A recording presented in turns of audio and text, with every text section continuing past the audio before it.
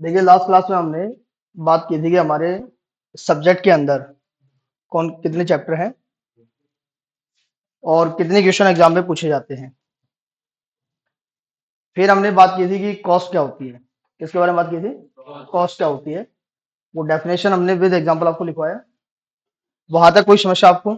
कोई दिक्कत नहीं है। उतना आप फाउंडेशन में भी या बीकॉम वगैरह में भी पढ़े हुए होते हैं। आज हम पहला चैप्टर स्टार्ट कर रहे हैं। चैप्टर का नाम लिखेंगे chapter number 1।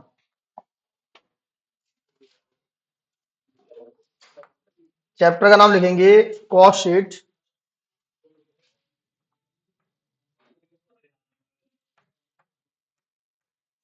Sheet and unit costing.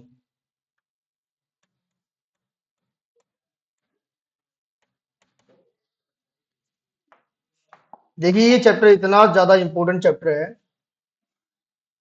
कि 80% इसके आने के चांस रहते हैं एग्जाम के अंदर। 80% का मतलब क्या हुआ कि मान लीजिए 10 बार अगर एग्जाम होता है तो 8 बार एग्जाम में ये आता ही आता है। तो समझ लीजिएगा कि एग्जाम में कंफर्म आने वाला ही है, क्योंकि 80% चांस होने का मतलब कभी भी आ सकता है। दूसरा, यहां से प्रैक्टिकल क्वेश्चन तो आता ही है, जो 7 नंबर 8 नंबर का आता है। ऑब्जेक्टिव टाइप क्वेश्चन भी आते हैं। क्या आते हैं? ऑब्जेक्टिव टाइप क्वेश्चन भी आते हैं। और एक या दो क्वेश्चन ऑब्जेक्टिव टाइप क्वेश्चन आ जाता है। तो अब मान लीजिए 8 नंबर का प्रैक्टिकल आया, दो ऑब्जेक्टिव आ गए, तो कुल मिला के ये हमारा जो ये चैप्टर बनता है ये 8 टू 12 मार्क्स कवर करता है। 8 टू 12 मार्क्स कवर करता है। अच्छा 10 नंबर भी अगर मान लीजिए कवर कर देता है, पास होने के लिए चाहिए कितने? 40। तो बाकी लड़ाई किसकी बचेगी? 23 नंबर की। भाई इससे ज्यादा और होगा ही क्या, अभी बताइए ना। भाई पहले हमें 100 नंबर नहीं लेने हैं, पहले हमें क्या करना है? 40 नंबर कवर करने हैं। 40 कवर होने के बाद फिर हम क्या करेंगे? आगे बढ़ेंगे। तो ये बात करते हैं इसके बारे में। नंबर 1, इसमें आप नंबर ए लिखेंगे। ये जो चैप्टर है ये अप्लीकेबल कहां होगा? सबसे पहले लिखेंगे अप्लीकेबल। कहां अप्लीकेबल होगा?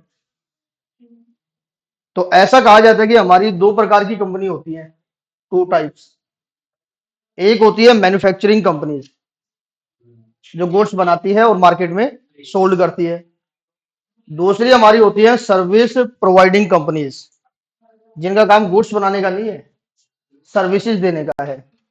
तो ये चैप्टर सर्विस सेक्टर पे नहीं लगता, तो किस पे लगता है? ये मैन्युफैक्चरिंग कंपनी पे लगता है।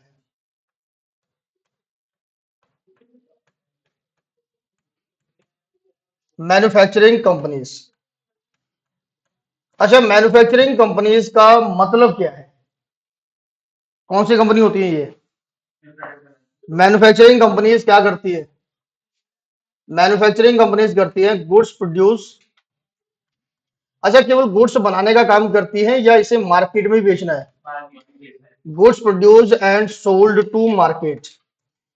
सोल्ड टू मार्केट कह लीजिए या सोल्ड टू कस्टमर कह लीजिए, एक ही बात है। मैन्युफैक्चरिंग कंपनी का काम है गुड्स बनाना और उसे मार्केट में सोल्ड आउट कर देना। अच्छा आप ये बताइए, किसी भी मैन्युफैक्चरिंग कंपनी का बेसिकली ऑब्जेक्टिव क्या होता है? किसी भी कंपनी का ऑब्जेक्टिव होता है भाई प्रॉफिट कैलकुलेट करना, प्रॉफिट कमाना। तो इसके लिए हम कह सकते हैं अर्न प्रॉफिट। किसी भी ऑर्गेनाइजेशन का जो अल्टीमेट टारगेट होता है वो किसका होता है? प्रॉफिट कमाने का होता है। अच्छा ये कंपनी प्रॉफिट कमाएगी कैसे? प्रॉफिट कमाएगी कैसे?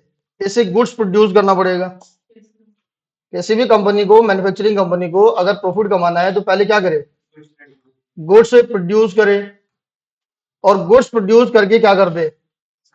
सोल्ड टू कस्टमर कर दे। इसे कस्टमर को सोल्ड आउट कर दे। तो जब कंपनी अपने प्रोडक्ट को बना के मार्केट में बेचती है, तो मार्केट में बेचने पर वो किस प्राइस पे बेचे, किस प्राइस पे अपने गुड्स को बेचेगी, उसे कहते हैं सेल प्राइस। क्या कहते हैं जी? तो ये सेल प्राइस कैसे निकाला जाता है? सेल प्राइस कैसे निकाला जाता है? तो सेल प्राइस निकालने के लिए क्या करेंगे? पहले कॉस्ट निकालेंगे और कॉस्ट में प्लस क्या कर देंगे? इसमें ऐड करेंगे प्रॉफिट।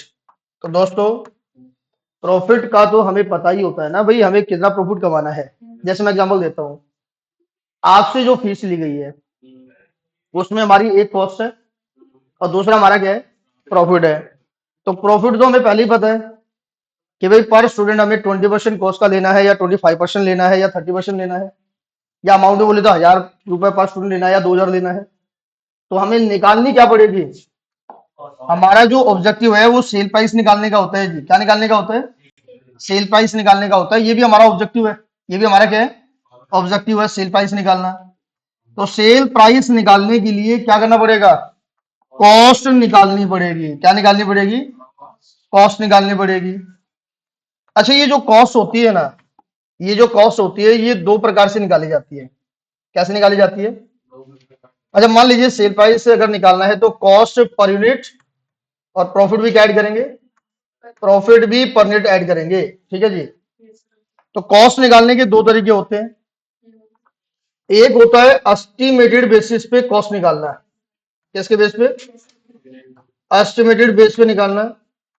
और दूसरा हमारा तरीका होता है एक्चुअल बेस। दूसरा हमारा तरीका क्या होता है, एक्चुअल बेस लगा के अपनी कॉस्ट पर यूनिट कैलकुलेट करना। अगर एक्चुअल बेस पे अगर हम कॉस्ट निकालते हैं तो उसका तरीका होता है, हम क्या करेंगे, हम क्या करेंगे, यहां पर टोटल कॉस्ट कैलकुलेट कर लेंगे कि हमारी टोटल कॉस्ट क्या ही है, और डिवाइड कर देंगे, डिवाइड कर देंगे। अच्छा ये टोटल कॉस्ट कौन सी, टोटल कॉस्ट कौन सी, टोटल एक्चुअल कॉस्ट। क्या लिखेंगे यहां पर, टोटल एक्चुअल कॉस्ट, और डिवाइड करेंगे टोटल क्वांटिटी से। कैसे डिवाइड कर देंगे, टोटल क्वांटिटी से डिवाइड कर देंगे तो हमारे पास पर यूनिट एक्चुअल कॉस्ट आ जाएगी। वही अगर हमें एस्टिमेटेड बेस पे कैलकुलेट करना है तो एक्चुअल की बजाय हमें एस्टिमेशन बेस लगाना है। तो यहां पर क्या लिखेंगे, total estimated cost, total estimated cost को कैसे डिवाइड कर देंगे, इसे डिवाइड कर देंगे टोटल क्वांटिटी से।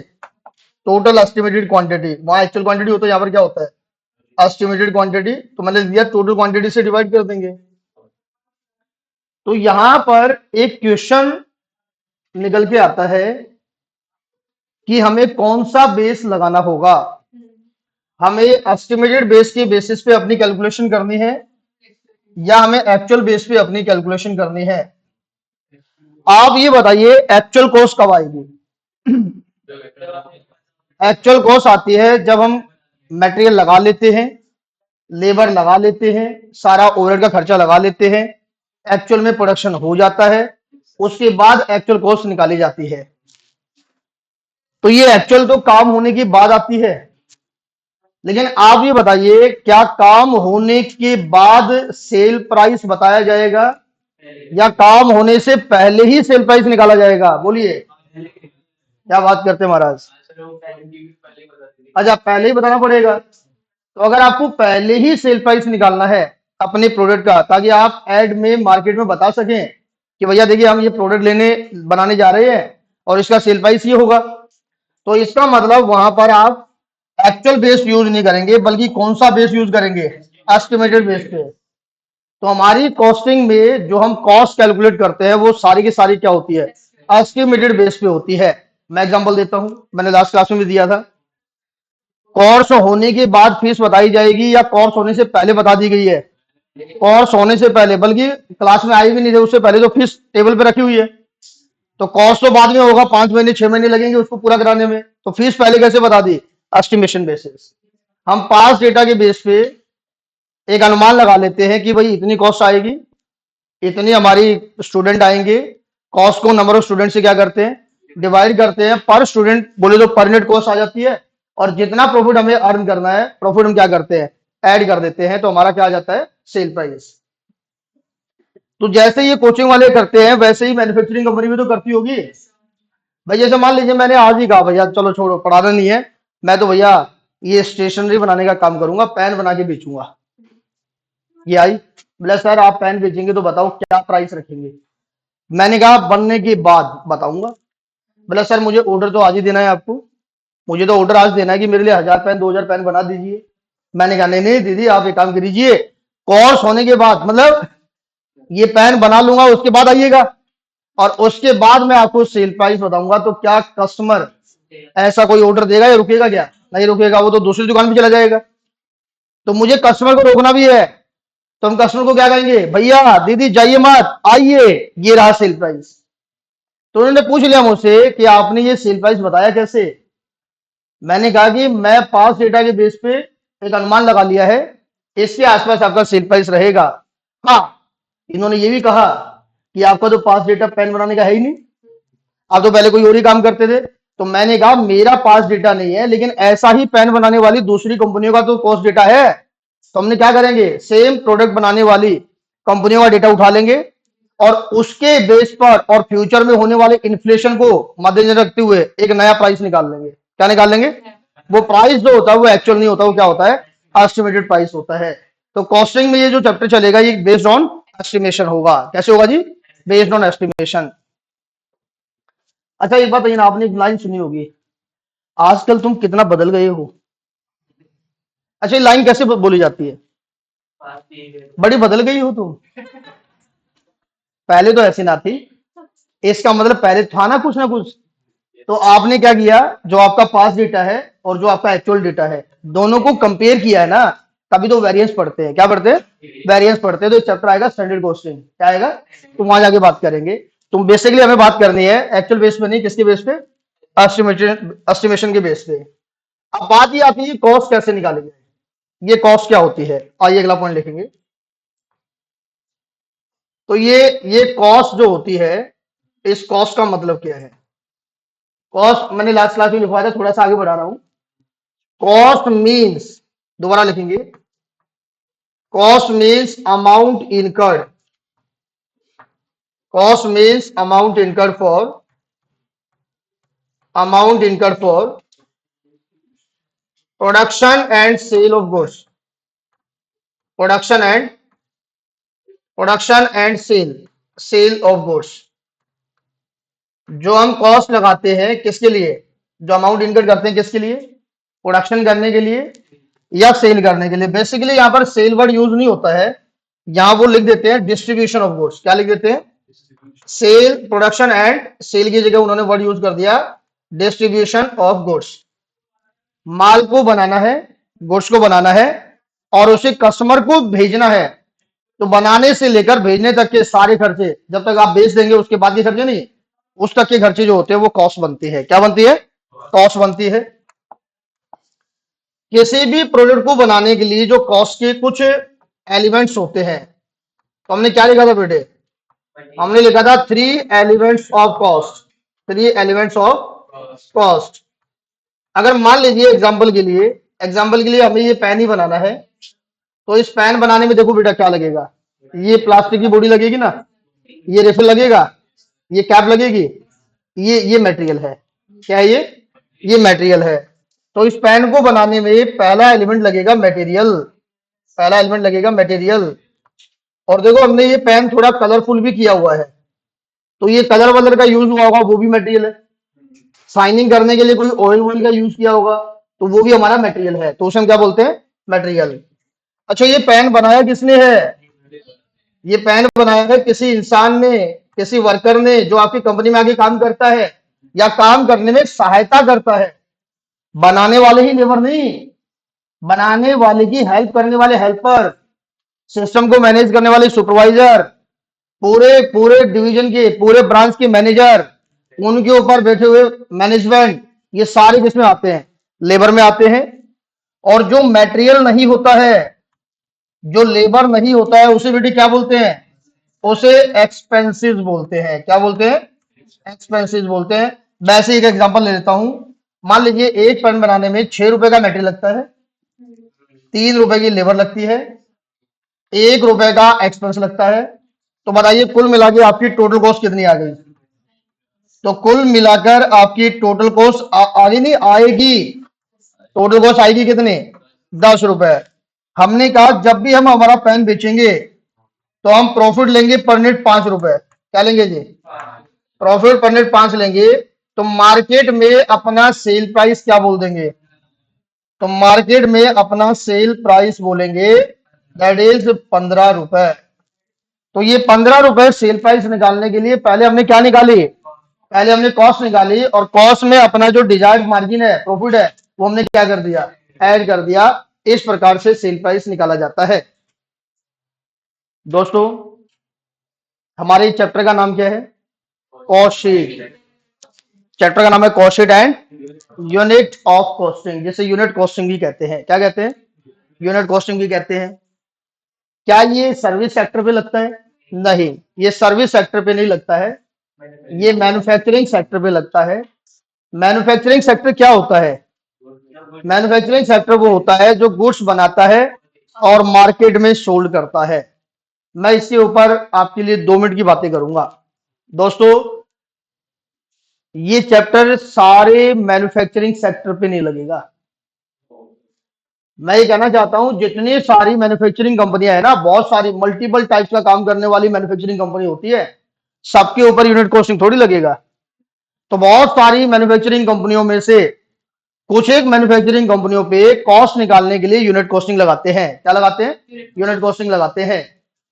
तो सर इसका मतलब क्या हुआ, क्या कोई और चैप्टर भी लग सकता है, कोई और मेथड भी लग सकता है? Yes.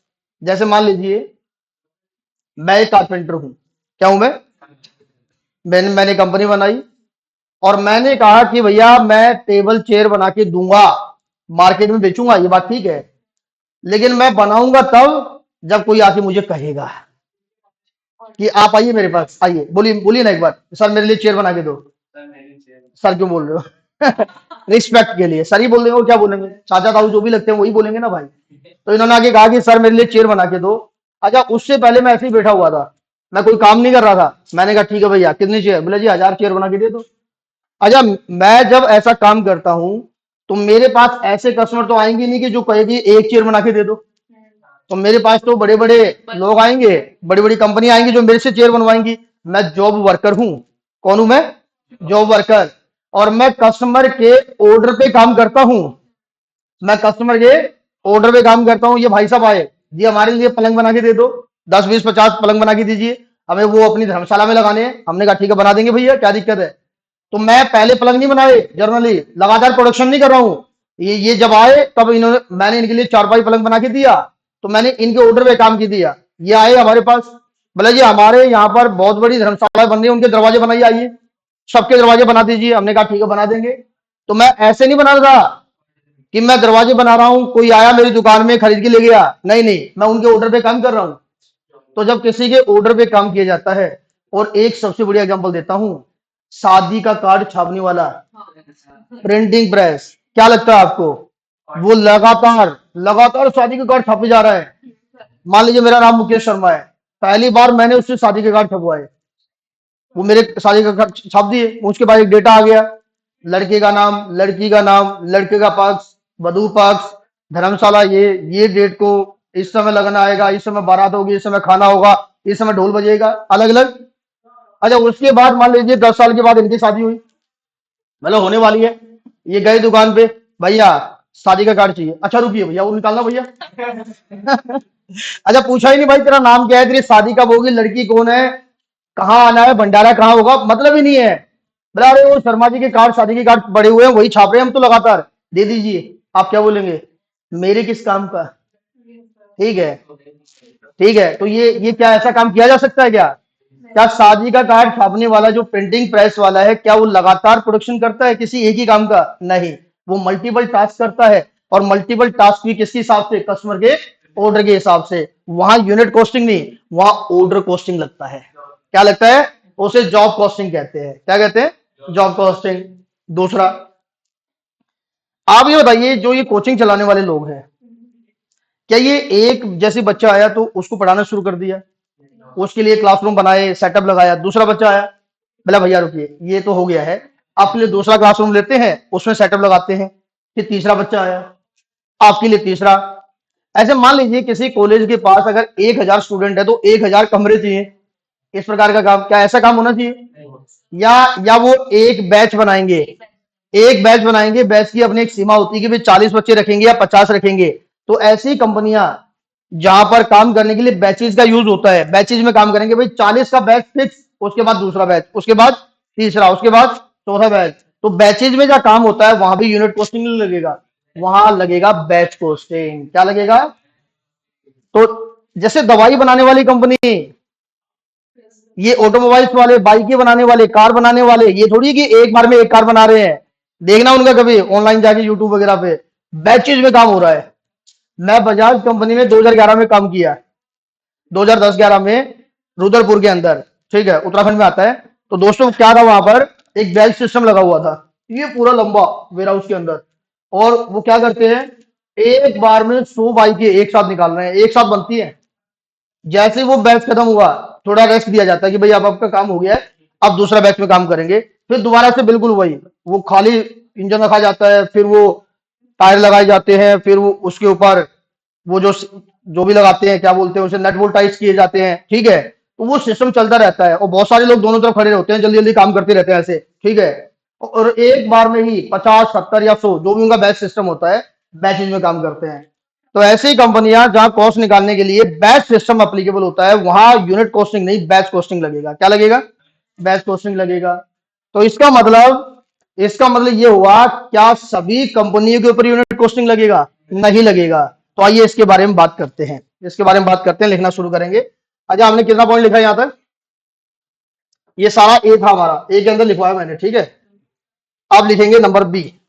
Number B,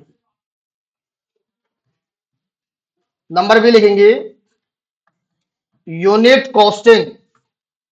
unit costing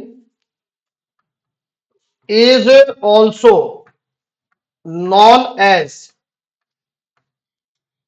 non as single costing, single costing, single costing और आउटपुट कॉस्टिंग। लो भैया, अगर आप पिछला अटेम्प्ट देखेंगे तो आपको समझ में आएगा कि इसी लाइन से ऑब्जेक्टिव पूछा हुआ था। उन्होंने बोला था यूनिट कॉस्टिंग को और किस नाम से जानते हैं, 4 ऑप्शन दे दिए, उसमें एक सिंगल कॉस्टिंग डाल दिया। तो यूनिट कॉस्टिंग हम क्या बोलते हैं? सिंगल कॉस्टिंग भी कहते हैं। सिंगल कॉस्टिंग का मतलब पर यूनिट कॉस्ट निकालना। आप एक प्रकार का प्रोडक्ट बना रहे हो तो उसकी 1 यूनिट की कॉस्ट बताइए, उसी को यूनिट कॉस्टिंग कहते हैं, उसी को क्या बोलते हैं? अच्छा, सिंगल कॉस्टिंग के मतलब आउटपुट कॉस्टिंग नाम दिया। आउटपुट का मतलब क्या होता है? प्रोडक्शन करना। क्या मतलब होता है? और लगातार एक ही प्रकार के प्रोडक्ट का प्रोडक्शन हम करते जाते हैं, तो वहां उसे आउटपुट कॉस्टिंग भी कहते हैं। Number C, number C, unit costing, unit costing is adopted, unit costing is adopted by those manufacturing organization, adopted by those manufacturing organization या कंपनी कह सकते हैं, those manufacturing organization which manufacture which manufacture which manufacture identical goods. लो भैया, इसको underline कर लेंगे, identical goods, identical goods on on large scale. लीजिए, अब इससे आपका पॉइंट क्लियर होगा। देखिए, यूनिट कॉस्टिंग मैन्युफैक्चरिंग कंपनी पे तो लगता है, ये बात में मना ही नहीं है, लेकिन सब पे नहीं लगता। सभी मैन्युफैक्चरिंग कंपनियों में उन कंपनियों पे लगता है जहां पर हम क्या बना रहे हैं, जहां पर हम आइडेंटिकल गुड्स बना रहे हैं। और किस पे बना रहे हैं? लार्ज स्केल भी बना रहे हैं। जैसे जैसे आप बताना जी, एक्सक्यूज मी, बोलो क्या रे। ठीक है, तो आप ये बताइए, क्या आप कभी किसी दुकान में जाके ये बोले हैं कि मेरे लिए एक पेन बना दीजिए, मेरे लिए एक रजिस्टर बना दीजिए? आप जाके डायरेक्टली क्या बोले, भैया रजिस्टर दिखाइए, 50 रुपए वाला दीजिए? कभी आपने जाके ये नहीं कहा होगा कि प्लीज मेरे लिए एक रजिस्टर बनवाने का प्रबंध कीजिए ना, ऐसे नहीं होता है। इसका मतलब स्टेशनरी बनाने वाली कंपनियों में, मान लेते हैं पेन बनाने वाली कंपनी है, तो ये पेन बनाने वाली कंपनी मैन्युफैक्चरिंग कंपनी तो है, और ये क्या करती है, वो केवल क्या बनाती है? पेन ही बनाती है। लगातार लगातार पेन बनाई जा रही है, और किस पे? लार्ज स्केल पे, identical goods on large scale. और जिनको खरीदना होता है दुकान पे जाइए, हमने प्राइस बता रखे हैं, और ठीक है, अलग अलग टाइप के बनाते हैं, 10 रुपए वाला, 15 वाला, 20 रुपए वाला, लेकिन बना क्या रहे हैं, पेन ही बना रहे हैं लार्ज स्केल पे। देखो वो सभी मैन्युफैक्चरिंग कंपनियां जो लार्ज स्केल पे आइडेंटिकल गुड्स बनाती है, उनका प्रोडक्शन रुकता नहीं है, लगातार होता रहता है। बैचेज में काम नहीं है कि 100 पेन बना दीजिए आप रुक जाओ भैया, फिर दूसरे बैच में 100 बनाइए, फिर तीसरे बैच में 100 बनाइए। नहीं नहीं, वहां तो लाखों लाख करोड़ों करोड़ों पेन एक ही प्रोसेस के अंदर लगातार चले जा रहे हैं, या अलग अलग डिपार्टमेंट में नहीं हो रहा, एक ही डिपार्टमेंट में काम किए जा रहे हैं। तो जहां पर कंपनियां क्या करती हैं, पहली कंडीशन क्या, कौन सी कंपनी होनी चाहिए, मैन्युफैक्चरिंग। दूसरा क्या, क्या बना रही हो, आइडेंटिकल गुड्स। कौन से लेवल पे, लार्ज स्केल पे।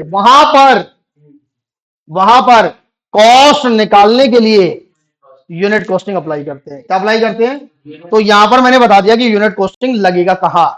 ठीक है, नेक्स्ट नंबर डी। अगर यूनिट कॉस्टिंग लगा तो रहे हैं, क्यों लगा रहे हैं, क्या ऑब्जेक्टिव है, तो यहां लिखेंगे the objective of unit costing, the objective of unit costing is to calculate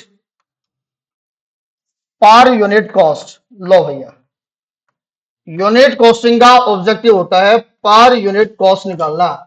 आप ये बताइए दोस्तों, हमने 1 लाख या 1 करोड़ पेन बनाए, 1 करोड़ पेन बनाने में हमारे 12 करोड़ रुपए लग गए। कितने लग गए, 12 करोड़ लग गए। हमने पर पेन कॉस्ट निकाली ही नहीं, और हमने मान लीजिए हमारी वो जो शॉप है वहीं पर है, हमारी फैक्ट्री की बाहर ही लगा रखी है हमने। कोई कस्टमर आया और उसने कहा भैया एक पेन दे दीजिए। हमने कस्टमर को कहा भैया थोड़ा अंदर आइए ना, बैठिए एक बार। हमने कहा भाई चाय वाय पिलाओ भाई इसको। अच्छा, वो चाय वाय पानी का जो खर्चा होता है ना, इसे जनरल एक्सपेंस कहते हैं, वो भी कॉस्ट में आएगा। कस्टमर को लगता है वाह क्या, कितना इज्जत दे रहे हैं। आप कार देखने जाइए, कभी बाइक देखने जाइए, और ज्यादा ही आपको चाय पानी कॉफी कोल्ड ड्रिंक, या सोने की दुकान पे, सुनार की दुकान पे वो तो मिठाई भी खिला देते हैं। लो जी आपको क्या पसंद है, रसगुल्ले पसंद है, मंगवा दे। और एक बार हम चले गए अपनी मम्मी के साथ, ठीक है, हमारी मम्मी ने हमारे पापा से कहा कि भाई, मतलब अपने पति से कहा कि हमें गोल्ड दिलाइए। तो हमारे पापा आए हुए थे, बोला चलिए ठीक है दिला के लाते हैं। तो हमारे यहाँ सुनार की दुकान है भिवानी के अंदर, तो वो हम भी चले गए, छोटे ही थे, 12-13 साल के रहे होंगे। तो जैसे ही सोने की दुकान में पहुंचे, पहले तो इतना आलिशान बना रखा, इतने गद्दे लगा रखे मस्त, मैं तो अपना वहां उछलने लग गया। मैंने कहा मजा आ गया। तो सुनार ने कहा भैया बैठी ना आराम से एंजॉय कीजिए, बताइए क्या खाएंगे। मैंने रसगुल्ले खाएंगे। भाई यकीन मानिए, ये स्पंज वाले रसगुल्ले 4-5 प्लेट में रख के ले आए। तो मुझे लगा तो अब तो कुछ और भी मांगा जाए। हमने कहा जी कोल्ड ड्रिंक पियेंगे, कोल्ड ड्रिंक पिला दिया। तो हमारे पिताजी ने कहा कॉफी है क्या, यहाँ कॉफी भी है पीजिए, क्या दिक्कत है। आपको लगता है कि ये सब फ्री में मिल रहा है कोई भी आदमी, कोई भी कंपनी फ्री में आपको पानी भी ना पूछे। वो जो भी स्टाफ उस काम में लगा हुआ है, वो जो भी मटेरियल या जो भी गुड्स या जो भी खाने की चीजें या सर्विस की चीजें आपके लिए अवेलेबल करवा रहा है, ये जनरल एक्सपेंस के नाम पर, ठीक है, मिसलिनियस एक्सपेंस के नाम पर कॉस्ट में ऐड करके कस्टमर से ही क्या कर लेते हैं, चार्ज कर लेते हैं। बोले सर वो रसगुल्ले तो उसी समय खिलाए हैं, प्राइस तो पहले ही बता दिया। वो ठीक है, उन्होंने एक्चुअल कॉस्ट नहीं ली, एस्टिमेटेड कॉस्ट। वो एक एवरेज बना लेते हैं कि भाई 100 कस्टमर आएंगे, उनमें से 50 कस्टमर तो चाय नाश्ता करके जाएंगे, तो वो उतनी ही कॉस्ट क्या करते हैं, प्रोडक्ट की कॉस्ट में ऐड कर देते हैं। ज्यादा लोग अगर मान लीजिए आए, ज्यादा नाश्ता कर लिए, तो थोड़ा बहुत वेरिएंस आ जाता है, बाद में रिकनसाइल कर लेते हैं, अगली बार चार्ज कर लेंगे, या खुद के प्रॉफिट में से जो प्रॉफिट कमा रहे हैं उसमें से एडजस्ट कर लेंगे। या कम लोग आए, कम चाय नाश्ता पानी किया, तो भाई खर्चा क्या हो जाएगा, कम हो जाएगा। कई बार ऐसा होता है ना, किसी ने भी नहीं मांगा तो हमारी सारी कॉस्ट क्या हो गई, बच गई, तो वो कंपनी का क्या हो जाता है, फायदा हो जाता है। तो ये इसके लिए हम 2 चैप्टर पढ़ेंगे, स्टैंडर्ड कॉस्टिंग और रिकंसिलिएशन स्टेटमेंट, वो हम बाद में बात करेंगे, ठीक है। तो हमने कहा भाई हमारी जो यूनिट कॉस्टिंग का ऑब्जेक्टिव है पर यूनिट कॉस्ट निकालना। अच्छा, पर यूनिट कॉस्ट क्यों निकालना चाहते हैं, तो कस्टमर को हम बैठा लिए, कस्टमर को बोलने लगे भैया देखो 12 करोड़ रुपए की कॉस्ट लगी है, और देखो कुछ ना कुछ तो प्रॉफिट भी कमाएंगे, चलो ज्यादा प्रॉफिट क्या कमाना, 3 ही करोड़ कमा लेंगे, ठीक है, तो भैया 15 करोड़ निकालो कस्टमर बावला नहीं हो जाएगा। बोले भैया एक पेन चाहिए, आप क्या बोल, भैया देखो हमने 1 करोड़ पेन बनाए, 12 करोड़ कॉस्ट लगी, 3 करोड़ प्रॉफिट भी लेना है, और ये पेन एक दिन में तो बने नहीं होंगे, पूरा साल लगा होगा, तो पूरे साल में 3 करोड़ प्रॉफिट तो कमाई ना भाई, इतना बड़ा काम कर रहे हैं, तो 15 करोड़ रुपए निकलवा दीजिए आप, ले आइए सारे देश को ले आइए। और हमसे 15 करोड़ दे दो हमें। बोला भैया मुझे मतलब नहीं है, मुझे तो एक पेन खरीदना है। क्या खरीदना है? तो क्या एक पेन खरीदने वाले कस्टमर को ये बोलेंगे दूसरा आएगा 2 पेन लेके जाएगा, कोई आएगा 10 लेके जाएगा, कोई 15 लेके जाएगा? और हमने तो 1 करोड़ पेन बना के रखे हुए हैं। तो हमें टोटल कॉस्ट नहीं, क्या निकालना पड़ेगा? टोटल कॉस्ट तो निकलेगी निकलेगी, साथ में फिर क्या निकालेंगे? पर यूनिट कॉस्ट निकालेंगे, जिसका फायदा क्या होगा? सो दैट, हाँ, so that management, so that management is able, management is able to decide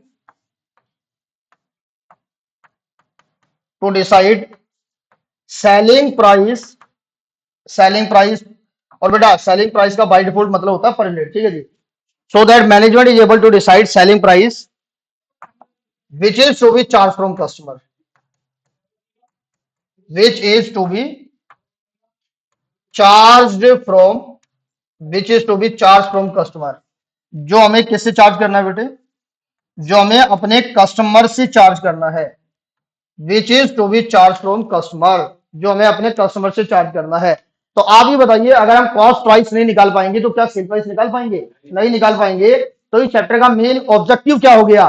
cost per निकालना। क्या निकालना? कॉस्ट पर निकालना, जिसका फायदा क्या होगा? हम क्या बता पाएंगे? सेलिंग प्राइस बता पाएंगे। अब आप ये कहेंगे सर कॉस्ट पर निकाल तो ले, निकालें कैसे? भाई हमारा जो ऑब्जेक्टिव है कॉस्ट डिटर्मिनेशन करने का, कॉस्ट निकालने का, वो कैसे डिटरमाइन किया जाए? नंबर ई में लिखेंगे, the objective of, the objective of cost determination, the objective of cost determination is achieved, is achieved with the help of, with the help of preparation, preparation of a statement, with the help of preparation of a statement। इसके लिए हम एक statement बनाएंगे which is known as, which is known as cost sheet। लो भैया, इसके लिए हमें क्या बनाना पड़ेगा? एक कॉस्ट शीट बनानी पड़ेगी। चैप्टर का नाम भी क्या था? Unit costing and cost sheet. लो, इसके लिए एक स्टेटमेंट तैयार करेंगे, उस स्टेटमेंट को कहते हैं कॉस्ट शीट। तो कॉस्ट शीट अलग से कोई चीज नहीं है। कॉस्ट शीट तो वही है, एक स्टेटमेंट जिसमें क्या लिखी हुई है? कॉस्ट लिखी हुई है। क्या लिखी हुई है? कॉस्ट लिखी हुई है। एक बार ये रजिस्टर देना आपका। दोस्तों ये बताइए ये क्या है? पेज को शीट कह सकते हैं क्या? कोई दिक्कत है इसमें? पेज कह लीजिए या सीट कह लीजिए, तो बोलते हैं ना आंसर सीट दीजिए, वो पेज ही तो होते हैं और क्या होते हैं, ठीक है। अच्छा, इस पेज पे जब आप आंसर लिख देते हैं तो ये बन जाती है आंसर सीट। क्या बन जाती है? हाँ रुकिए, इसी पेज पे अगर आप कुछ प्यारी प्यारी बातें लिखते हैं, माता के लिए, पिता के लिए, भाई के लिए, बहन के लिए, अदरवाइज मत लीजिएगा, बाकी जिसको लिखना लिखिए, तो ये लव लेटर बन जाता है। देखो, हाँ तो पेज ही ना, तो पेज क्या बन गई? आंसर सीट बन गई, लव लेटर बन गया। और इसी सीट पे कॉस्ट लिख दीजिए, बन गई कॉस्ट शीट। बस का तो कॉस्ट शीट क्या है? कागज का टुकड़ा जिसमें आपने एक प्रॉपर फॉर्मेट के अंदर, इसमें एक प्रॉपर फॉर्मेट के अंदर इस पेन बनाने के लिए क्या मटेरियल लगा, क्या लेबर लगा, क्या एक्सपेंस लगा। एक्सपेंस बोले तो ओवरहेड बाद में डिटेल करेंगे, क्या ओवरहेड लगे, office overhead, factory overhead, selling overhead, ठीक है। तो वो जो टोटल कॉस्ट आपने निकाली, बाद में पर यूनिट कॉस्ट किया, उसी स्टेटमेंट को क्या बोलते हैं? कॉस्ट शीट कहते हैं। क्या कहते हैं जी? कॉस्ट शीट कहते हैं, ठीक है जी। तो आप ये कहेंगे सर ठीक है कॉस्ट शीट तो कहेंगे, लेकिन ये कॉस्ट शीट बनाई कैसे जाती है? तो थ्योरी का लास्ट पॉइंट है, ठीक है। What is the cost sheet? Cost sheet is a statement of cost। Cost sheet is a statement of cost which is prepared, which is prepared in proper format, proper and prescribed. Prescribed का मतलब क्या होता है? जो पहले से बता रखा है, ठीक है। इन प्रेस्क्राइब्ड फॉर्मेट एज फॉलोज, इस प्रकार से। तो भैया कॉस्ट शीट जो होती है वो कॉस्ट का एक स्टेटमेंट होता है, जैसे एक प्रॉपर फॉर्मेट के अंदर, और जो पहले से प्रेस्क्राइब्ड होता है, पूर्व निर्धारित, पहले से जो बताया गया उसी प्रकार से बनाएंगे। आपका नाम क्या बेटी? वो trading and P and L account कैसे बनाते हैं बताना मुझे एक बार। आप अकाउंट्स पढ़ी थी ना? अकाउंट्स में अपन एक पढ़े थे, trading and P and L account. Trading P and L account कैसे बनाते हैं बोलिए। हाँ वो तो हो गया फॉर्मेट। अब बोलिए। एक डेबिट साइड होती है और एक क्रेडिट साइड होती है। बताओ डेबिट में क्या लिखते थे पहले? अच्छा सारे खर्चे लिखते थे, ऐसे बोला भाई ने, तो मैं लिख दूं यहाँ पर टू सेलिंग एक्सपेंस। एक सिस्टमेटिक मैनर, एक सिस्टमेटिक मैनर। तो आपने क्या किए होंगे? आपने पहले टू ओपनिंग स्टॉक लिखा होगा, उसके बाद टू परचेज लिखा होगा, टू वेजेज लिखा होगा, टू फैक्ट्री एक्सपेंस लिखा होगा, बाई सेल लिखा होगा, है ना, बाई क्लोजिंग स्टॉक लिखा होगा, तो जीपी आया होगा, जीपी को ब्रोक डाउन किया होगा, उसके बाद to office to selling other, है ना। मतलब एक आपने ऐसे नहीं किया। अच्छा मैं क्लोजिंग को इधर लिख दूं, ओपनिंग को इधर, कर सकता हूँ क्या? परचेज को इधर लिख दूं, सेल को इधर, नहीं। ये देखो सर लिख सकते हो, सारी इनकम डेबिट कर दो, सारे एक्सपेंसेस क्रेडिट कर दो, हमें कोई दिक्कत नहीं है, आंसर तो आ ही जाएगा, आंसर तो आ ही जाएगा। लेकिन वो सिस्टम नहीं बन पाया जो आईसीएआई ने बताया है। किसने बताया है? जो अकाउंटिंग स्टैंडर्ड ये कहते हैं कि भाई ट्रेडिंग एंड पी अकाउंट कैसे बनाया जाए, उसका एक प्रॉपर फॉर्मेट होता है, एक सिस्टमेटिक मैनर होता है, उसी मैनर में आप बनाइएगा, उसी मैनर में याद कीजिएगा। अच्छा 11वीं क्लास में जब सर ने बताया होगा कि ट्रेडिंग अकाउंट पी अकाउंट ऐसे बनाते हैं, तो सर ने क्या बोला होगा? ऐसे ही याद कीजिए और इसी को फॉलो करना है। बैलेंस शीट में भी एक तरफ लायबिलिटी एक तरफ एसेट लिखी जाती है, इसको ऐसे ही याद करना है, ठीक है। ट्रायल बैलेंस में भी पर्टिकुलर्स डेबिट क्रेडिट, डेबिट करिए फिर क्रेडिट आइटम फिर टोटल करिए, इसी सिस्टम में लिखना है। तो जैसे अकाउंट्स करने का अपना एक सिस्टम है, वैसे ही कॉस्टिंग करने का भी अपना एक सिस्टम है। आप ऐसा नहीं है कि प्रोडक्ट की कॉस्ट बना रहे हैं तो कॉस्ट तो सारी कॉस्ट निकालिए, नो डाउट। तो आप शुरुआत करिए, आओ सेलिंग ओवरहेड लिखते हैं, आओ ऑफिस लिखते हैं, आओ बाद में लास्ट में जाके मटेरियल लिख रहे हैं। भाई सबसे पहले क्या लगता है?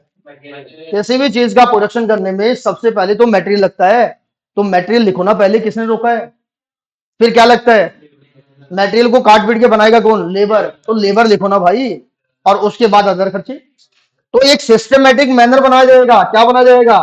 और सारे खर्चे या जो भी आप इनकम रिकॉर्ड करते हो वो एक सिस्टमेटिक मैनर में होंगी। तो आओ जी कॉस्ट शीट का एक फॉर्मेट बना लेते हैं। तो पहले मैं आपको बताता हूं सिंपल फॉर्मेट, क्या बताता हूं जी? पहले सिंपल फॉर्मेट की बात करते हैं। तो बेटा स्टेटमेंट जो होती है वो अकाउंट्स के फॉर्मेट में नहीं होती है, तो स्टेटमेंट के फॉर्मेट, तो स्टेटमेंट तो ऐसे बनता है जिसमें दो साइड नहीं होती है। तो एक कॉलम तो लेंगे पर्टिकुलर्स और एक ले लेंगे अमाउंट या रुपीज, जो भी लेते हैं आप, ठीक है। ये फॉर्मेट रहेगा। अकाउंट का क्या होता है? दोनों साइड में particular amount, particular amount, debit credit, वो अकाउंट्स होता है। ये क्या है? Statement of cost. ये आपकी है स्टेटमेंट ऑफ कॉस्ट। ऑनलाइन बेटे, ऑनलाइन आवाज आ रही है क्या? बताना एक बार मुझे। समझ, अच्छा आवाज तो आ रही है, बताओ समझ में आ रहा नहीं आ रहा है? हाँ मेन टारगेट है, समझ में आना चाहिए, ठीक है ओके। सबसे पहले लिखेंगे डायरेक्ट मटेरियल कॉस्ट। क्या लिखेंगे जी? Direct material. सर आप तो बड़े वो हैं, मैं फिलिंग द ब्लैंक्स में बोल रहा हूँ, ठीक है। आपने तो मटेरियल नहीं लिखा, डायरेक्ट मटेरियल लिख दिया। तो हम बात करेंगे डायरेक्ट क्या होता है और इनडायरेक्ट क्या होता है। ये सारी बातें इसी चैप्टर में होने वाली हैं, सारी बातों पे डिस्कस करेंगे। और ये चैप्टर एक बार अपना आ जाता है समझ में, तो फिर हम कोई भी चैप्टर में जब पढ़ेंगे ना डायरेक्ट मटेरियल, तो ऑटोमेटिक वही आएगा, डायरेक्ट मटेरियल वही है जी, ठीक है। मैं बोलता जाता हूँ वैसे डायरेक्ट मटेरियल का टिम्बर, चेयर बनाने के लिए टिम्बर, और ये पेन बनाने के लिए प्लास्टिक। आज आप फिर करेंगे direct labour, direct labour cost. Direct labour का मतलब जिसने प्रोडक्शन किया है, जिसने क्या किया है? प्रोडक्शन किया है। जैसे चेयर बनाने के लिए जो कारपेंटर होता है, ठीक है, फिर ऐड करेंगे डायरेक्ट एक्सपेंसेस। डायरेक्ट एक्सपेंसेस का मतलब जो पेन बनाने का या चेयर बनाने का डिजाइन का खर्चा हुआ है या जो रॉयल्टी वगैरह का पेमेंट किया है, उसे डायरेक्ट एक्सपेंस कहते हैं। इन तीनों को जब ऐड कर देते हैं तो उसे डायरेक्ट कॉस्ट कहते हैं। क्या कहते हैं जी? डायरेक्ट कॉस्ट कहते हैं। और इसी का कॉस्ट शीट में नाम होता है प्राइम कॉस्ट। हाँ, आगे बात करेंगे वेरिएबल फिक्स की, ठीक है। इसे प्राइम कॉस्ट कहते हैं। ये एक तरीका है। सर इसमें अगर हमने मटेरियल से पहले लेबर लिख दिया तो कोई दिक्कत नहीं है, वैसे तो आंसर पे तो कोई फर्क नहीं पड़ेगा, लेकिन देखो एक नियम बना दिया गया है, एक फॉर्मेट बना दिया गया है, तो उसी फॉर्मेट को लेके चले, ठीक है। ये हमने तो बनाया नहीं, किसने बनाया? कॉस्ट अकाउंटिंग स्टैंडर्ड आईसीएमए ने, ठीक है। उसमें एक कॉस्ट अकाउंटिंग स्टैंडर्ड बोर्ड होता है सीएसबी। क्या होता है? CSB, cost accounting standard board. उसने कॉस्ट अकाउंटिंग स्टैंडर्ड बना के दिए हैं। और कॉस्ट अकाउंटिंग स्टैंडर्ड के अंदर फॉर्मेट है कि भाई आपको कैसा फॉर्मेट यूज करना है, तो जैसा उन्होंने बोला वैसा हम कर रहे हैं। देन इसमें प्लस करते हैं सबसे पहले फैक्ट्री ओवरहेड। क्या ऐड करेंगे जी? Factory overhead. तो हम बात करेंगे फैक्ट्री ओवरहेड क्या होते हैं, ऑफिस क्या होते हैं, सेलिंग क्या होते हैं, ये भी हम यहाँ बात करेंगे बेस्ड ऑन डिपार्टमेंट्स, फंक्शनल। जब ये ऐड कर देते हैं दोस्तों, तो ये आपकी बनती है फैक्ट्री कॉस्ट। क्या बनती है? मैं इसके अलग अलग नाम भी लिख देता हूं। फैक्ट्री कॉस्ट कह दीजिए, या इसे आप वर्क्स कॉस्ट कह दीजिए, या इसे आप मैन्युफैक्चरिंग कॉस्ट कह दीजिए, एक ही मतलब है। इसी प्रकार से इसे आप वर्क्स ओवरहेड भी कह सकते हैं। ओवरहेड को शॉर्टकट में OHS कहते हैं। क्या कहते हैं? OHS, overheads. अच्छा, फैक्ट्री कॉस्ट के बाद इसमें ऐड करते हैं ऑफिस एंड एडमिनिस्ट्रेशन ओवरहेड्स। इसकी कंडीशन है दोस्तों, याद रखिएगा। ये कौन से वाले होते हैं? Related to production. कौन से वाले लेते हैं? मतलब इसका मतलब ये होगा कि नॉट रिलेटेड टू प्रोडक्शन भी हो सकते हैं, यस, वो हम बाद में रिकॉर्ड करते हैं। तो रिलेटेड टू प्रोडक्शन वाले यहां पर आ जाते हैं। जब ये ऐड कर देते हैं दोस्तों, जब ये ऐड कर देते हैं, तो हमारे पास आता है कॉस्ट ऑफ प्रोडक्शन। उसे हम नाम क्या देते हैं इसके टोटल को? इसके टोटल को नाम दिया जाता है cost of production. Cost of production, cost of production of quantity produce. जो क्वांटिटी आपने बनाई है उस क्वांटिटी को बनाने की कॉस्ट, कॉस्ट ऑफ प्रोडक्शन। अच्छा, शॉर्टकट में कहते हैं सीओपी। क्या कहते हैं जी? सीओपी। तो एक बार मैं एफएम वाले जो विद्यार्थी हैं जिन्होंने रेशो पढ़ा हुआ है और जो अकाउंट्स में सीओजीएस पढ़े हैं, वो थोड़ा सा अलग है। कॉस्टिंग के पॉइंट ऑफ व्यू से थोड़ा सा अलग है और एफएम की पॉइंट ऑफ व्यू से थोड़ा सा लगाएगा। क्या डिफरेंस है मैं आपकी जाके डिस्कस करूंगा, ठीक है। अब कॉस्ट ऑफ प्रोडक्शन में दोस्तों क्या होता है ना, अभी हमने ओपनिंग क्लोजिंग स्टॉक तो लिया नहीं, तो कोई भी ओपनिंग क्लोजिंग स्टॉक नहीं है, तो यही बन जाता है कॉस्ट ऑफ गुड्स सोल्ड। इसे क्या बोलते हैं? Cost of goods sold. Cost of goods sold, ये शॉर्टकट में सीओजीएस कहते हैं, ठीक है। अच्छा, प्लस करेंगे सेलिंग एंड डिस्ट्रीब्यूशन। प्लस क्या करेंगे? Selling and distribution overheads. मैं एक एक वर्ड के ऊपर पूरा डिस्कस करने वाला हूं, ठीक है जी। Selling and distribution overheads. जब आप ये ऐड कर देते हैं, जब ये ऐड कर देते हैं, तो ये आपका बनता है टोटल कॉस्ट। क्या बनता है जी? इसे कहते हैं टोटल कॉस्ट। Total cost. कौन सी टोटल कॉस्ट? कौन सी? ये होती है ऑपरेटिंग कॉस्ट। कौन सी होती है बेटे? ऑपरेटिंग कॉस्ट होती है। नॉन ऑपरेटिंग आइटम नहीं लेते हैं, ध्यान रखिएगा। मैंने कोई भी नॉन ऑपरेटिंग आइटम नहीं लिया है। अच्छा, जब टोटल कॉस्ट आ जाती है और अगर आपके पास मान लीजिए सेल प्राइस है, या इसमें ऐड कर दीजिए प्रॉफिट। क्या ऐड कर दीजिए? प्रॉफिट ऐड कर दीजिए, तो ये आपकी सेल बन जाती है। क्या बन जाती है? That is your sale value. तो कॉस्ट शीट के अंदर ये काम किया जाता है। एक बात और बोले, पूरे चैप्टर में वन फॉर्मेट सिस्टम है। क्या है? वन फॉर्मेट, यही लगेगा बस, पूरे चैप्टर में यही फॉर्मेट लगेगा। कितने भी क्वेश्चन कर लेना आप, 20 30 50 क्वेश्चन जो भी करेंगे ना, इसी फॉर्मेट के अंदर डालेंगे। तो अगर इसी फॉर्मेट में ही डालना है, तो हमें ये फॉर्मेट क्या होना चाहिए? याद होना चाहिए। अगर आप ये फॉर्मेट याद कर लेते हैं, देखो बोलते बोलते बोलते याद हो ही जाएगा, लेकिन एक बार जल्दी याद कर लेते हैं तो क्वेश्चन भी क्या हो जाएगा, जल्दी हो जाएंगे। और ध्यान दीजिएगा, इसमें मैंने कोई ओपनिंग क्लोजिंग स्टॉक नहीं लिया है। तो सिंपल फॉर्मेट जो मैंने लिखा था, इसका मतलब when opening and closing stock is not given, opening and closing stock not given, जब हमारे पास ओपनिंग क्लोजिंग स्टॉक नहीं होते हैं तब हम ऐसे फॉर्मेट का यूज करते हैं, opening and closing stock not given.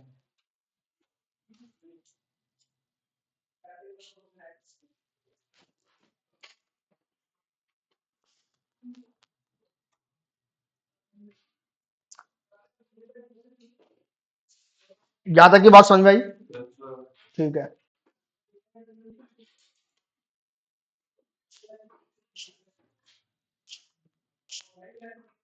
अब एक काम करते हैं, पूरा कंप्लीट फॉर्मेट लिखवा देते हैं एक बार, ठीक है?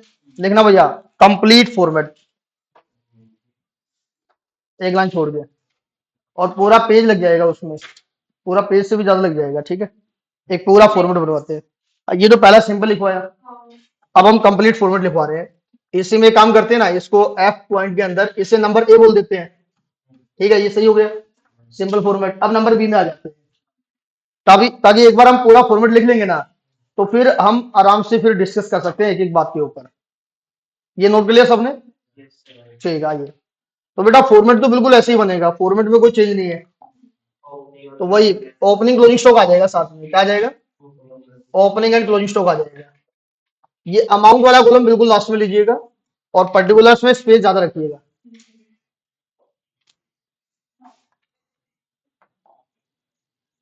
तो यहां लिखते हैं particulars and rupees, particulars and rupees. देखो भाई, सबसे पहले लेते हैं ओपनिंग स्टॉक ऑफ मटेरियल, और उसे कहते हैं रॉ मटेरियल या डायरेक्ट मटेरियल, एक ही बात है। और इनर कॉलम में लिखिएगा जी opening stock of raw material, ठीक है? देन इसमें प्लस क्या करते हैं?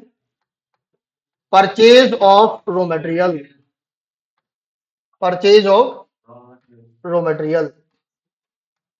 अब परचेज में क्या होता है, इसके लिए आपको मटेरियल कॉस्टिंग का चैप्टर कॉस्ट अकाउंटिंग स्टैंडर्ड 6 पढ़ना पड़ेगा। क्या पढ़ना पड़ेगा? जितने भी यहाँ पर आइटम लिखना हो ना कॉस्ट शीट के अंदर, सबके लिए एक एक कॉस्ट अकाउंटिंग स्टैंडर्ड बना हुआ है। सबके लिए क्या बना हुआ है? मटेरियल के लिए अलग, लेबर के लिए अलग, एक्सपेंस के लिए डायरेक्ट के लिए अलग, इनडायरेक्ट के लिए अलग, सबके लिए बना हुआ है। सेलिंग ओवरहेड के लिए अलग, ऑफिस ओवरहेड के लिए अलग, ठीक है? तो परचेज ऑफ मटेरियल जब आप ऐड कर देंगे, देन लेस क्या करिएगा? लेस करिएगा closing stock, closing stock of raw material. हाँ जी दोस्तों, मैं एक बात की जानकारी आपको दे देता हूं। मटेरियल परचेज करते वक्त अगर आपका ट्रांसपोर्टेशन कॉस्ट लगी है, तो वो मटेरियल कॉस्ट में ही ऐड हो जाएगा। मटेरियल कॉस्ट, मटेरियल परचेज करते वक्त अगर आपका जीएसटी लगा है और वो नॉन रिफंडेबल है, क्या है? नॉन रिफंडेबल है, तो मटेरियल कॉस्ट में ही ऐड होगा। मटेरियल खरीदते वक्त अगर आपने प्राइमरी पैकिंग यूज किया है, क्या यूज किया है? Primary packing material cost. तो ये मैं सारी बातें आगे डिटेल करूंगा मटेरियल कॉस्टिंग के चैप्टर में, कहां डिस्कस करेंगे। तो वो प्राइमरी पैकिंग भी किसमें ऐड हो जाएगा? मटेरियल में ऐड हो जाएगा। और अगर कोई मटेरियल आपने रिटर्न कर दिया है तो वो यहां से हटा देंगे, तो नेट वैल्यू ली जाती है। क्या ली जाती है? Net value. तो ये प्लस माइनस करने पर जो वैल्यू आती है उसे कहते हैं कॉस्ट ऑफ मटेरियल कंज्यूम। तो सिंपली बोल देते हैं मटेरियल, तो इसे बोलते हैं डायरेक्ट मटेरियल कॉस्ट। क्या बोलते हैं? Direct material cost, direct material cost. और ये आपने कंज्यूम किया है जी, क्या किया है? तो डायरेक्ट मटेरियल कॉस्ट कंज्यूम आ गया, आउटर कॉलम में लिख दीजिए डायरेक्ट मटेरियल कॉस्ट कंज्यूम।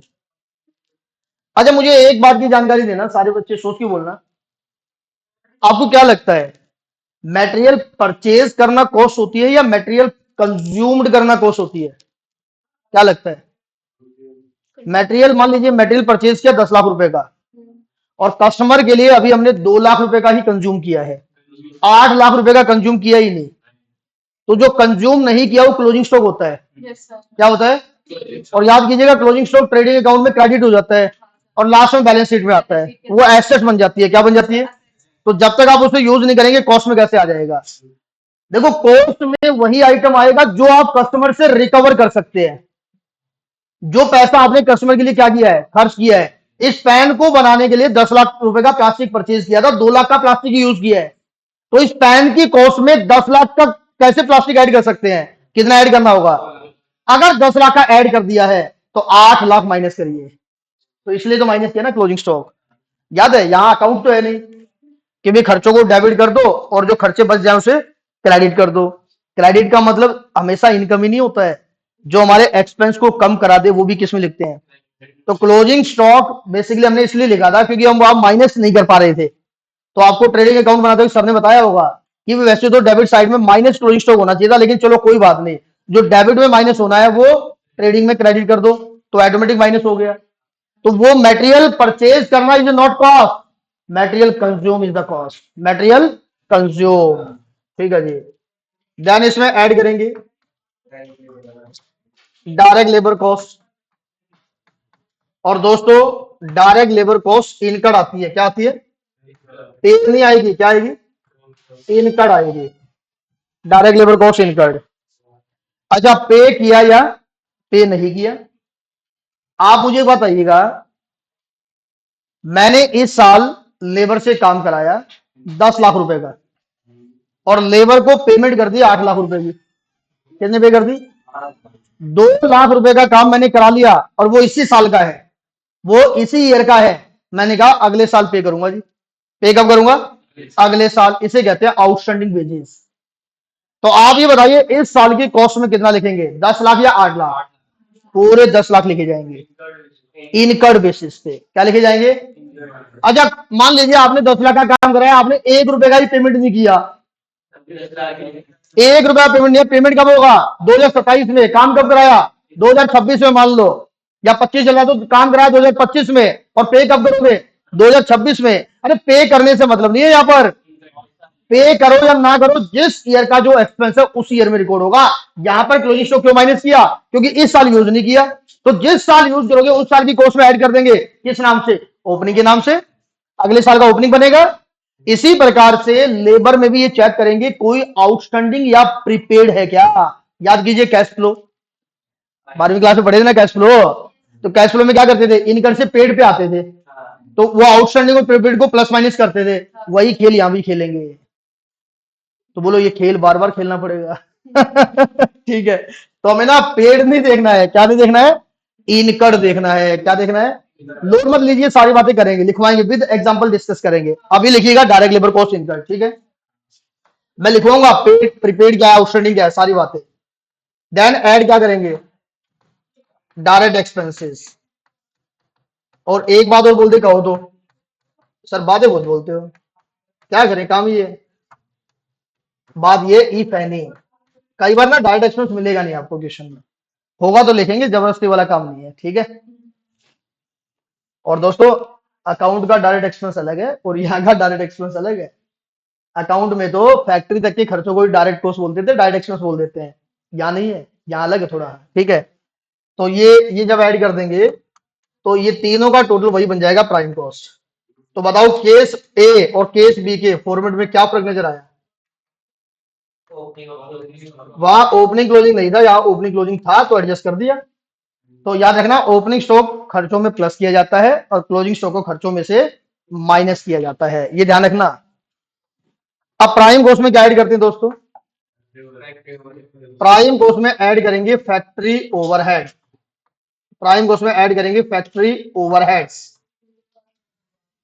जब आप ये फैक्ट्री ओवरहेड ऐड कर देते हैं तो ये बनता है ग्रॉस फैक्ट्री कॉस्ट। मैं अभी ग्रॉस वर्ड यूज नहीं कर रहा हूं, इसी में प्लस करेंगे opening stock of WIP. WIP का स्टॉक, डब्ल्यूआईपी वर्ड सुने हैं क्या? डब्ल्यूआईपी का होता है work in progress. Work in progress है, सही क्या किया?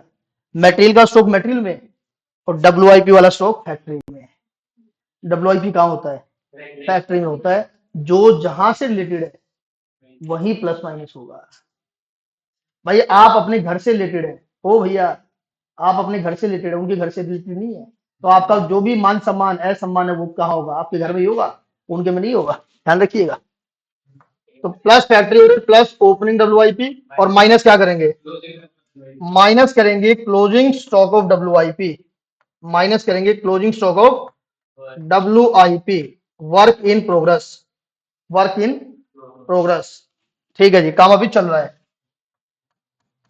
अच्छा, हमने अभी चैप्टर कौन सा स्टार्ट किया है, कॉस्ट शीट, पूरा हो गया क्या, नहीं। अभी अगर मान लीजिए मैं काम रोक दूं, तो क्या आप इसे मेटेरियल कह सकते हैं, नहीं। क्या इसे फिनिश गुड्स कह सकते हैं, नहीं, वर्क इन प्रोग्रेस। काम अभी चल रहा है, जब तक पूरा नहीं होगा कंप्लीट नहीं कहेंगे। और काम जब शुरू नहीं किए थे, बस नाम बोले थे कॉस्ट शीट, तब ये क्या था, तब ये इनपुट था मटेरियल। ठीक है, जब ये प्लस माइनस करते हैं दोस्तों, ये क्या बनता है, ये आपका बनता है फैक्ट्री कॉस्ट। क्या बनता है जी, फैक्ट्री कॉस्ट। अब आइए फैक्ट्री कॉस्ट में क्या ऐड करेंगे, ध्यान दीजिएगा। फैक्ट्री कॉस्ट में प्लस होता है ऑफिस एंड एडमिनिस्ट्रेशन ओवरहेड्स। कौन से वाला, कौन से वाला, related to, related to production, related to production, ये वाला ऐड होगा जी। इसमें ना दो तीन आइटम और आते हैं, वो स्पेशल आइटम और लेके आ रहा हूं, देखिए। इसमें प्लस होता है quality control cost, quality control, quality control cost, shortcut में कहते हैं क्यूसीसी। इसमें प्लस होता है research and development cost, research and development cost, research and development cost, जिसे कहते हैं आर एंड डी। क्या कहते हैं जी, आर एंड डी।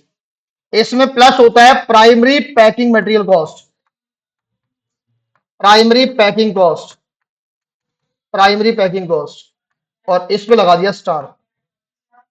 आप कहेंगे सर अभी तो कह रहे थे मटेरियल में ऐड होगा, नहीं नहीं, मटेरियल खरीदते वक्त जो प्राइमरी पैकिंग लगा है वो मटेरियल में, और जब आप प्रोडक्शन कर लेते हैं ना, क्या कर लेते हैं, और जब प्रोडक्शन करते हैं तो तुरंत तो बिकेगा नहीं, तब तक के लिए संभाल के रखना पड़ेगा। तो जैसे मान लीजिए आपने इंजन बनाया है, तो इंजन का प्रोडक्शन किया तो आप ऐसे थोड़ी रख देंगे, पन्नी वन्नी में प्लेट के लपेट के रखते हैं उसे, ताकि इसमें कचरा ना जाए अंदर। तो वो पन्नी का जो यूज किया है वो क्या है, प्राइमरी पैकिंग। तो प्राइमरी पैकिंग प्रोडक्शन पे लगी है, किस पे लगी है, प्रोडक्शन पे, तो इसलिए प्रोडक्शन कॉस्ट में आ रहा है, किस में आ रहा है, प्रोडक्शन कॉस्ट में आ रहा है। और इसमें से एक आइटम यहां माइनस होता है, credit for recoveries, credit of recoveries. इसका मतलब क्या है जी, example, sale value of scrap, sale value of scrap and wastage, scrap value of, sale value बोलते हैं स्क्रैप की और वेस्टेज की। ठीक है, ये ना देखो, ये चार आइटम, ये चार आइटम एक आध किसी क्वेश्चन में मिलेंगे आपको। जैसे मान लो 20 क्वेश्चन है तो एक ही क्वेश्चन में मिलेंगे आपको, बाकी में मिलेंगे नहीं। सीए में इंटर की बात कर रहा हूँ, किसकी बात कर रहा हूँ, लेकिन वैसे जैसे आप सी इंटर में जाएंगे तो तकरीबन देखो 4 से 5 क्वेश्चन में ये आइटम उन्होंने दे रखे हैं अपने मॉड्यूल में, वहां लिखे हुए हैं। आपके मॉड्यूल में तो ये 3 आइटम तो लिखे ही नहीं हुए, ये वाले, ये 2 आइटम तो, ये 2 लिखे नहीं हुए, लेकिन एक बार जब एग्जाम में आया, एग्जाम में ये पॉइंट आ गया। अब आइए बात करते हैं क्वालिटी कंट्रोल कॉस्ट का मतलब क्या है। क्वालिटी कंट्रोल कॉस्ट, देखो बेटे, आप जब प्रोडक्शन करते हैं, ठीक है, तो प्रोडक्शन करते हैं तो जैसा वर्कर ने प्रोडक्शन किया क्या वैसा ही बेच देते हैं क्या, क्या आपका फर्ज नहीं बनता है, मैनेजमेंट का फर्ज नहीं बनता है कि पहले इसकी क्वालिटी चेक कर ली जाए। अगर ऐसे कैसा बेच देंगे और कल को माल खराब निकला तो कस्टमर क्या बोलेगा, कुछ नहीं बोलेगा, वो आपसे खरीदेगा नहीं आगे। आप कितना भी बढ़िया प्रोडक्ट दीजिएगा, उसके मन में क्या आ जाएगा, ए बेकार है। और एक बार जब मन में आ गया ना बेकार है, तो आप कितना भी ना दोगे, आइए सामने वाला क्या बोलेगा, बेकार है। ठीक है, इसलिए हर ऑर्गेनाइजेशन, मैन्युफैक्चरिंग कंपनियां क्या करती हैं, जब गुड्स का प्रोडक्शन हो जाता है तो उस प्रोडक्शन की क्वालिटी को चेक करते हैं, उसके लिए एक डिपार्टमेंट बना लेते हैं, क्वालिटी कंट्रोल चेक डिपार्टमेंट। और वो क्या करते हैं, ट्रायल एंड बेसिस पे कुछ कुछ प्रोडक्शन को उठाते हैं, मशीनों पे डालते हैं, चेक करते हैं, क्वालिटी चेक करवाते हैं। तो वो जो क्वालिटी कंट्रोल, कंट्रोल करो क्वालिटी को, खराब नहीं होनी चाहिए, कंट्रोल करो। तो क्वालिटी को कंट्रोल करने के लिए जो कॉस्ट लगी वो प्रोडक्शन की कॉस्ट ही तो लगेगी, तो प्रोडक्शन कॉस्ट में आएगी। सीओपी से पहले फैक्ट्री कॉस्ट में ऐड करेंगे, और प्रोडक्शन कहाँ होता है? फैक्ट्री के अंदर, इसलिए हमने फैक्ट्री कॉस्ट में ऐड किया है। किसमें ऐड किया है? फैक्ट्री कॉस्ट में। दूसरा है research and development cost. Research and development का मतलब होता है cost incur to develop the quality, improve the quality. आपने क्वालिटी को पहले कंट्रोल किया, अब क्वालिटी को बढ़ाइए। तो आप क्या करते हैं? अलग अलग एरिया में जाते हैं, अलग अलग प्रकार के कस्टमर से मिलते हैं और कहते हैं आपको कौन सी क्वालिटी का प्रोडक्ट चाहिए, क्वालिटी को सुधारा जाए क्या, और अच्छा करके दिया जाए? वो कहेगा हाँ जी, क्वालिटी को और दूसरे प्रोडक्ट को चेक कीजिए, ठीक है, मार्केट को एनालाइज कीजिए, तब आप क्वालिटी को और इंप्रूव कर पाते हैं। तो ये भी प्रोडक्ट की क्वालिटी की कॉस्ट है एक प्रकार से। क्वालिटी को इंप्रूवमेंट करने के लिए तो आप रिसर्च एंड डेवलपमेंट करते हैं, ये भी प्रोडक्शन कॉस्ट में आएगा कि कैसे प्रोडक्शन को और बढ़िया किया जाए, कैसे प्रोडक्शन को और सिस्टमेटिक मैनर में लाया जाए। तो research and development for the production किसके लिए किया है? प्रोडक्शन के लिए। और कौन से एरिया में प्रोडक्शन कर सकते हैं? रिसर्च कीजिए। तो रिसर्च एंड डेवलपमेंट कॉस्ट किसमें आएगी? सीओपी में आएगी, प्रोडक्शन कॉस्ट में आएगी। नेक्स्ट होता है प्राइमरी पैकिंग। देखो भैया, प्राइमरी पैकिंग दो बार लगता है। एक बार मटेरियल खरीदते वक्त, अगर वो रिलेटेड टू मटेरियल है तो मटेरियल कॉस्ट में आ जाएगा, तो यहां लिखने की जरूरत नहीं है फिर। लेकिन अगर लिखा है कि प्राइमरी पैकिंग आपने मटेरियल कॉस्ट में ऐड नहीं किया, तो इसका मतलब ये वो वाली प्राइमरी पैकिंग कॉस्ट है जो प्रोडक्शन होने के बाद बेचने से पहले उसको संभाल के रखने के लिए जो पन्नी वन्नी लगाते हैं आप, ठीक है, तो वो प्राइमरी पैकिंग कहलाती है। वो प्रोडक्शन की कॉस्ट में आएगी। किसमें आएगी? क्रेडिट फॉर रिकवरीज का मतलब क्या होता है?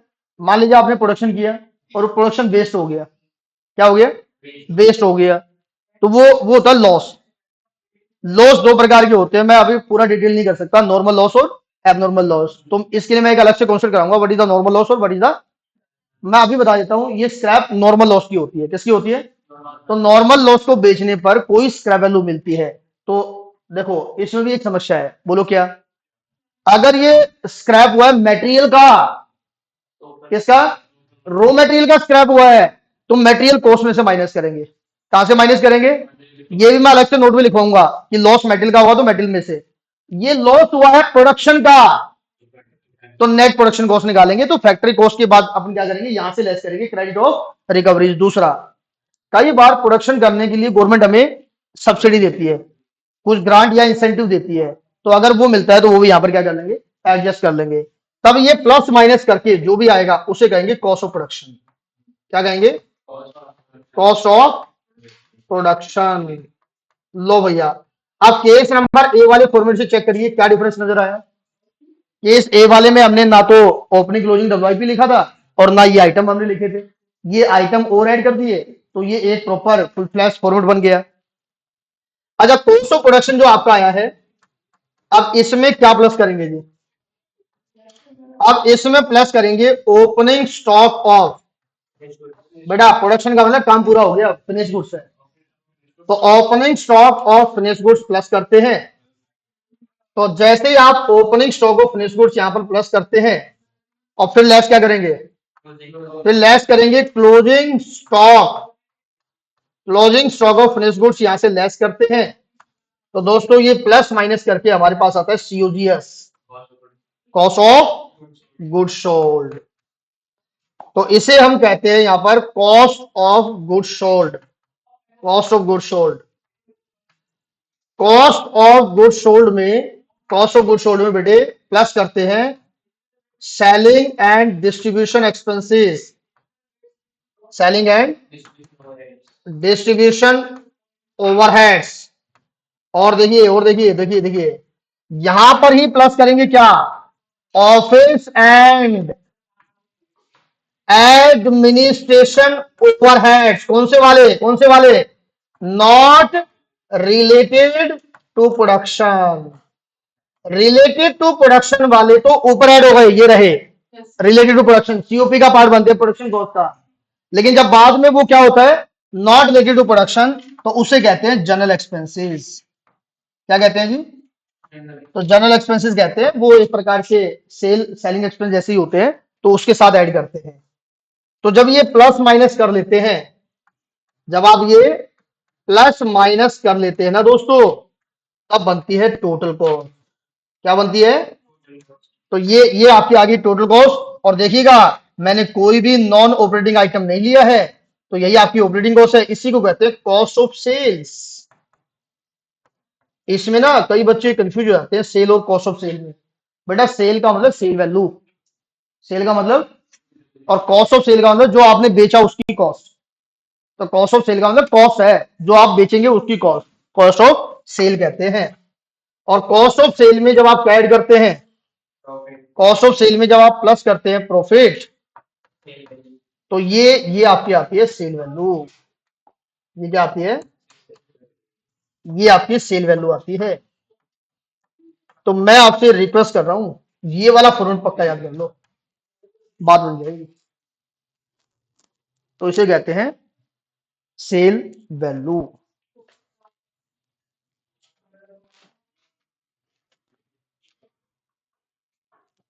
सर और पढ़ा दीजिए। अब बेटा रहने दो, ठीक है। आज के लिए इतना ही। सभी को नमस्कार।